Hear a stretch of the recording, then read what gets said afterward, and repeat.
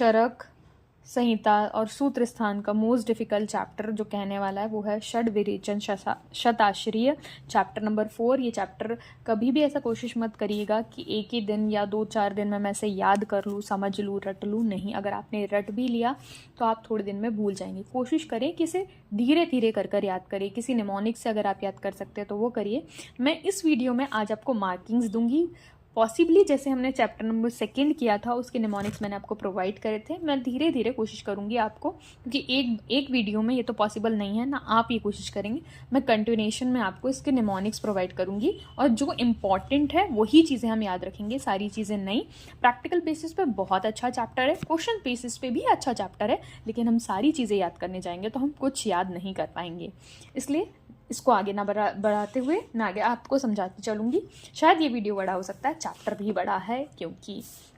तो सबसे पहले वमन द्रव्य और विरेचन द्रव्य दोनों को अलग अलग ना कहते हुए उन्होंने विरेचन द्रव्यों की गणना ही 600 योगों में कर दी गई है। तो पहली चीज़ हम ये याद रखेंगे। अब इसका कैटेगराइजेशन हमें याद रखना ज़रूरी है, जो कि हम आगे सिद्धि स्थान में भी पढ़ेंगे। तो वो आप लिखेंगे, जैसे वमन योग उसने बताए गए हैं 355, मदनफल के हैं 133, जीमूतक के हैं 39, इक्ष्वाकु के हैं 45, धमार्गव के हैं 60, वत्सक के हैं 18, कृतवेधन के हैं 60। आई रिपीट, वमन के हैं 355, मदनफल के हैं 133, जीमूतक के हैं 39, इक्ष्वाकु के हैं 45, धमार्गव के हैं 60, वत्सक के हैं 18 और कृतवेधन के हैं 60। अब विरेचन योगों की बात कर लेते हैं, जो कि 600 माइनस 355 तो बचे हमारे 245। वो भी 6 योग है, जो कि है श्याम तिव्रत के 110, चतुरंगुल के 12, तिलवक के 16, स्नूही के 20, सप्तला शंगी के 39 और दंती द्रवंती के 48। इसकी भी कुछ ट्रिक्स हैं, हम आगे वाले वीडियो में हम इसे देखेंगे। विरेचन योगों के आश्रय हमें पता चल गया। तो 6 आश्रय क्या हैं? श्लोक नंबर 5 में है मूल, त्वक, पत्र, पुष्प, फल और क्षीर। क्षीर हम स्पेशली याद रखेंगे। अब इसके साथ मैं एक और चीज़ बता देती हूँ आपको कि जब हम सिरोविरेचन द्रव्यों के आश्रय की बात करते हैं तो उसमें 2 चीज़ें ऐड हो जाती हैं, जो कि है क्षीर को आप हटा देंगे, याद रखेंगे कंद और निर्यास के एन। ठीक है, कान से ही हमारा अगर हम कह दें शिरोविरेचन द्रव्य कान नाक, तो उसमें हम के एन, सो कंद और निर्यास रखेंगे। ठीक है, यहाँ पर हम आगे बढ़ते हैं।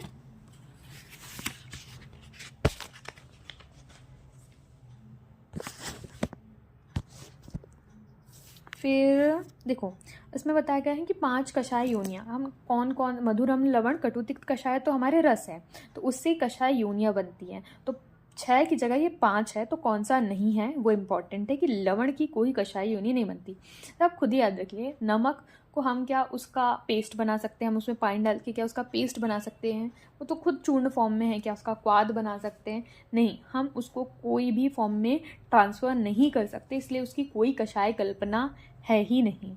ठीक है, तो पंचविध कषाय कल्पना का वर्णन आचार्य ने 4th चैप्टर में किया है। पंचविधम कषाय कल्पनाम इति स्वरसः, कल्कः, श्रतः, शीत, फांट, कषाय।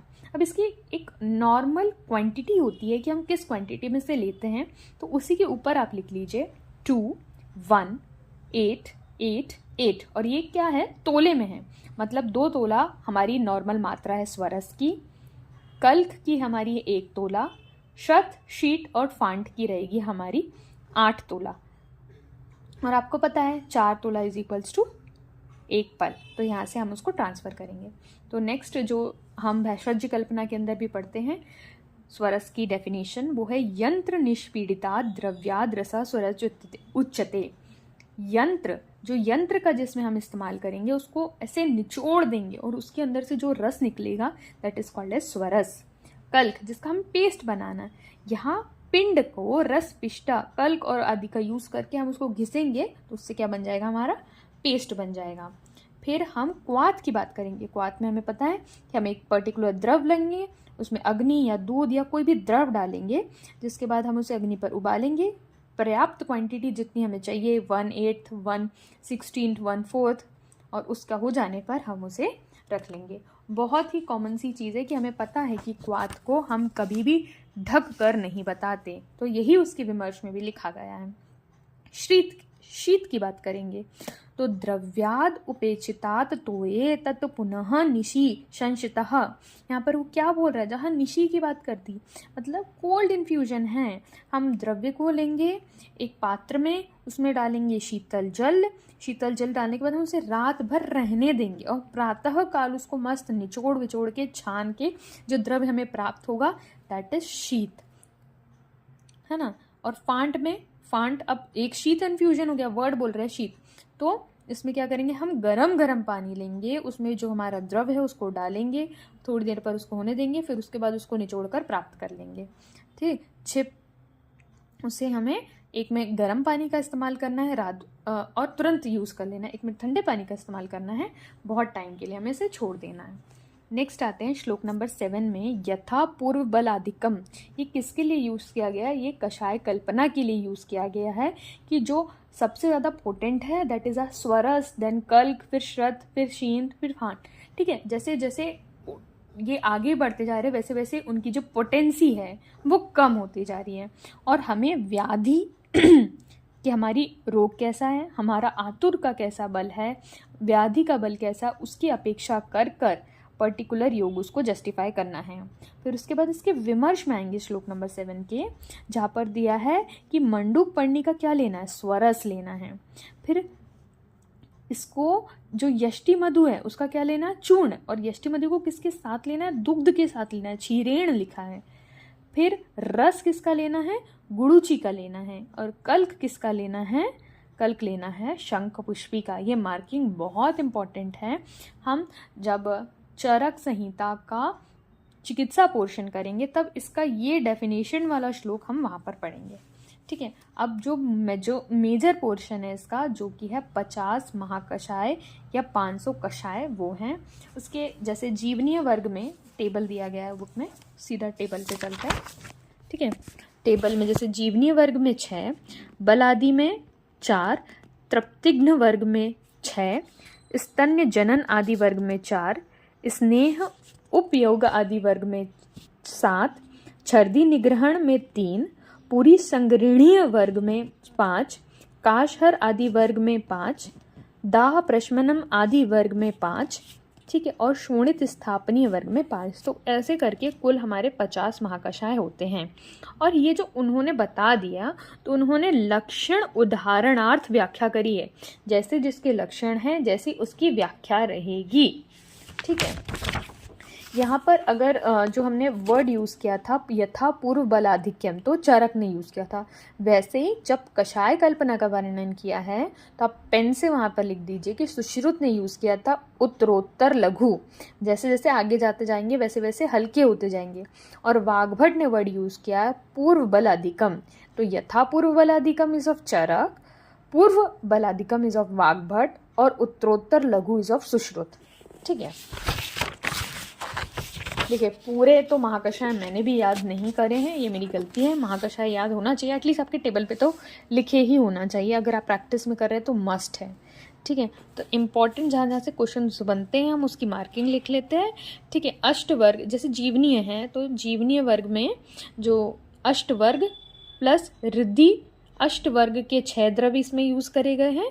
और अष्टवर्ग में क्या आता है, ये 6 द्रव्य और रिद्धि और रद्धि और भाव प्रकाश ने, लेकिन जब इसका वर्णन किया गया है तो उसने 12 द्रव्यों का वर्णन किया गया। हम आगे बढ़ेंगे। सबसे इम्पॉर्टेंट जो यहाँ पर आता है वो हमारा आता है कि अश्वगंधा का वर्णन उन्हें वृहणीय महाकषाय में किया है। ठीक है, फिर वेट रिड्यूस में उसने मुस्ता, कुष्ठ और चिरबिल्व का प्रयोग किया है। ठीक है, इसके निमोनिक्स मैं आपको प्रोवाइड कराऊंगी। ठीक है, तब आपके लिए बहुत ईजी हो जाएगा ये जितना मैं कर सकती हूँ। ठीक है, फिर संधानीय में क्या यूज़ करेंगे, मोच और धातकी, मधुपर्णी, ये 3 आप मार्क करेंगे। और जो भी कषाय रस शीतवीर होंगे वो तो श्रेष्ठ स्तंभनीय होते हैं, तो वो श्रेष्ठ संधानीय भी होंगे, हीलिंग के लिए अच्छे होंगे। धातकी, मोचरस और मधुक हम यहाँ पर इस्तेमाल कर रहे हैं। ठीक है, फिर दीपनीय में आप जाएंगे तो हमारे जो षड उषण हैं प्लस BAAH, तो वो क्या होगा, बी से भल्ला तक, ए से क्या होगा, अजमोदा। दूसरे ए से हमारा क्या होगा, आम्लवेतस, और एच से हो जाएगा हमारा हिंगू।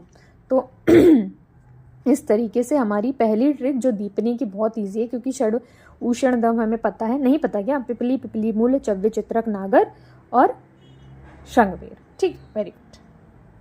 अब जैसे हमारा दीपनीय महाकषाय है वैसे ही हमारा शूल प्रशमन महाकषाय भी है। षडूषण उसमें भी है, षडूषण इसमें भी है। उसमें BAAH याद कर रहे हैं तो इसमें हम याद रखेंगे GAAA। तो जी से हो जाएगा हमारा गंडीर, ए से देखो अजमोदा यहाँ भी है, अजमोदा यहाँ भी है, लेकिन अम्लवेतस वहाँ है और अजाजी यहाँ है। ठीक है, और अजगंधा। तो ये दो चीज़, जैसे जहाँ हम दीपनी पढ़ रहे हैं वहीं हम शूल नाशक यवागु भी लिख देंगे। ठीक है, शूल प्रशमन यवागु भी लिख देंगे ताकि हम दोनों चीज़ें याद रहें। ठीक है, फिर बल्य महाकषाय में हमरा अतिरसा और रोहिणी मार्क करेंगे। और वर्ण के लिए जैसे हमको पता है कि हरिद्रा बहुत अच्छी होती है, लेकिन वर्ण महाकषाय में हरिद्रा का यूज़ नहीं है। ठीक है, और फिर कंठ महाकषाय में हो जाएंगे तो वृहति और कंठकारी तो आना ही है। ठीक है, हृदय महाकषाय की बात करेंगे तो यहाँ पर सबकी गुठली आएगी, है ना, जैसे बेर की गुठली, आम की गुठली, ये सारी चीज़ें आएगी। जो मन को अनुकूल लगते हैं वो सारे द्रव्य जो आप खा सकते हैं, करोंदा, वृक्षामलम, लवेतस, बेर, बड़ी बेर। ठीक है, तृप्तिक महाकषाय में हमें बस इतना याद रखना है कि पिपली आई है, पिपली मूल नहीं है।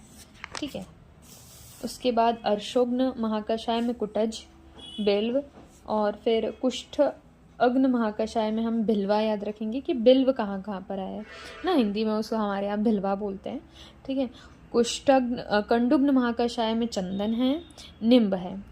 ठीक है, जो क्या अलग है वो मेनली याद रखेंगे, जैसे वाय विडंग जो है वो कुष्ठग्न और क्रमिग्न महाकषाय में भी है, लिख लेंगे।